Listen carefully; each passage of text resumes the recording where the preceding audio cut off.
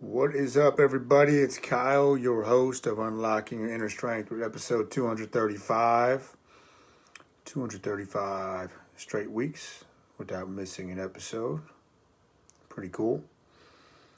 Today, what I'm going to talk to you about the next 10 to 12 minutes or so is your mind and training your mind. This is more important now than ever. Now, before I dive into some of the things I do and some of the tidbits of information I want to share with you, I want you to be aware, especially with everything going on, there was a huge difference between being taught what to think versus how to think. What to think versus how to think. And there's so many layers you could go into with this. But for example, you think of the modern education system. In large part, it's based in the Prussian model, but it is set up to teach people and kids what to think. It's not designed, and this is no fault of the teachers, it's not designed to foster creativity and how to think. Now, you think about this, people will just see stuff on social media or media, and if it agrees with their narrative, they take off and run with it. That's being told, that's being programmed what to think. How to think is of utmost importance, and that ties right into training your brain. If you can't be a critical thinker and hold a thought in your head that might even oppose what you think you believe, but just to entertain it, then you're not really thinking creatively. You're not applying critical thought to your life. Okay, so now that I got that out of the way, let's go over why you need to start training your mind now. So way back in March, I probably did like 6 or 7 weeks in a row. I do a mind map lesson every night, teaching it. Because at that point, people were very confused and frightened as to what the heck was going on.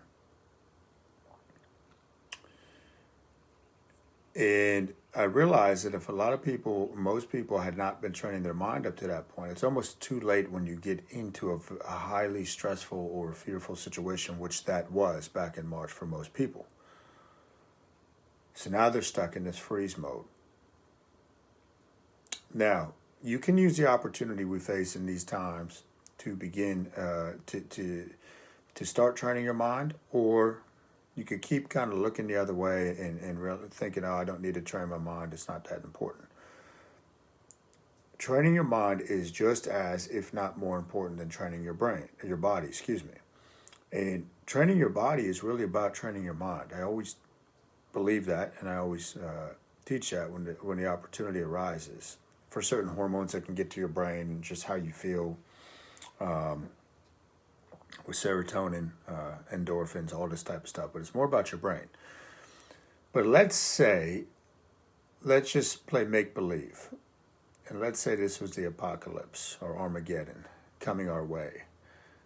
And let's suppose you got a family. And again, suspend your disbelief here, just like you're watching a movie. Let's say you got to take your family, whether you're the husband or the wife, man or woman, whatever, and you have to take off. You got to leave your house,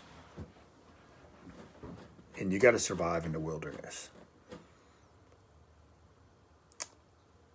Now, if that went on for an extended period of time, the only way that you could survive for an extended period of time is if you're on your A game up here. I know in my life, if that were to happen, or even now, right, if things start getting crazy again, I've got too many people that look to me for mindset, for me to let my mindset slip. So therefore, I'm always training it. I've upped the training significantly the past 3 or 4 weeks with huge benefits and improvements in that. So I took what I was doing and added to that and refined it. But don't wait again. Don't wait until things get worse. So, man, I wish I had a more positive mindset. So let's go over that. How can you begin? Well, first of all, what are you putting into your brain? When you're driving around or you just listening to junk radio, you got to have some stuff that you look forward to each day as far as fun. Sometimes I'll listen to something that I find fun, but it's usually always educating me. It's giving me an insight into something I'm studying. And believe me, I'm studying a lot of different things outside the realm of training and nutrition, because it's stuff that I find fascinating. But it opens my mind to new concepts and new ideas. So your morning routine, what are you doing when you get up in the morning? The hour of power, the golden hour. This should be the time, and it might not be an hour, but this has to be the time when you set your mindset. It's like the setting the sail for the day. If you just wake up and you hop on email and you hop on text message and social media, you are putting yourself way behind the 8 ball, my friend. It's not the way you want to start your day. Your morning routine should excite you enough that you look forward to it and you get excited about it. And it helps you to get out of bed with a little spring in your step. So the morning routine, setting the sail, whether it's meditation, but doing a lot of the Wim Hof stuff, whether that's reading, journaling, visualization. You have to set dedicated time aside to focusing on what you want to create in your life. And you got to do that preferably first thing in the morning. Set your mind. Okay? Set your mind. And I would say examine areas and times of your life when you've been living in like a flow state and you've had greater success. What were you doing in the morning at those points in your life? What were you doing at those points in your life? And you got to get back to doing those things. Focus. What are you focusing on? So this is a huge thing. Sorry if this is going in and out, guys, on Facebook, but doing my best out here in the shed. But what are you focusing on? Okay, you're by the questions you're asking yourself and what you're focusing on.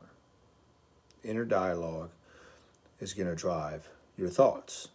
So where is your focus? So for example, when I was doing my backwards walking this morning, I was kind of meditating on this thought that, you know, much of the 20-25 minutes I did it this morning was focused on love. Okay, different images of love, inhaling different energy sources of light and exhaling different energy sources of light. But it was focused on love. And I was thinking, man, I could say now I love my kids, love Devin more than ever, right? And a lot of that's with the situation we've been living in since March. It's made me just appreciate everything much, much more, right? So you could have this force over here, okay? Now you can either push back against that force, right? Force meets force, not much is going to happen. Or use that to turn your attention. Oh, look over here, what I've been neglecting. Let me focus on the things that I'm grateful for in my life or that are loving and that are just pure awesomeness in my life. So what are you focusing on? That's a great question you can always ask yourself. And that ties into my next thing, because if you say, what am I focusing on, right? Where your attention goes, your energy flows. But what are you focusing on? Your brain is going to give you an answer to that. It's going to bring some awareness. Your brain will always give you an answer to whatever you ask of it. So let's talk about reframing. So just talking with a buddy this morning about stuff that's going on again in this COVID craziness. And it's about, I was explaining to him, it's about constantly reframing, right? You do the best you can with the knowledge you're armed with. And then you say, what's great about this? How is this benefiting me? How is this making me a better person? So what's great about this situation? What's great about this election chaos? You'll come up with answers to that. And it doesn't matter what your answers are, but you're directing your mind. It's a very powerful tool, right? It can connect with ideas anywhere. That's where inspiration comes from. So it's a sending and receiving mechanism. Yeah, you have memory. That's different. Your brain has access to all these other energy frequencies. And you can kind of tune into the station you want by reframing, by where your focus is, by the questions you're asking. Again, I want to reiterate that you got to start focusing on your mind set now. Don't wait 1 or 2 months, 3 months. Okay, things may get more chaotic. There may be upheaval like you can't even imagine. Don't wait to start training your brain to that point because it's too late. And if there's people relying on you in your life, you owe it to them to get that mindset right. Right? So it's not working out, right? That's working out the physical, but it's working in. Working in. You got to set aside time. Set time aside each day, at the very least each week, to train that. And one of the other things that's always helped me with mindset is reading. Okay, if the visualization, meditation, the ice showers, if some of this stuff is too over the top for you right now, then get a book, start reading.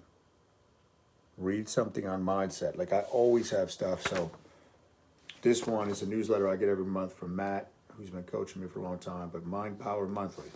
It's psycho-cybernetics. And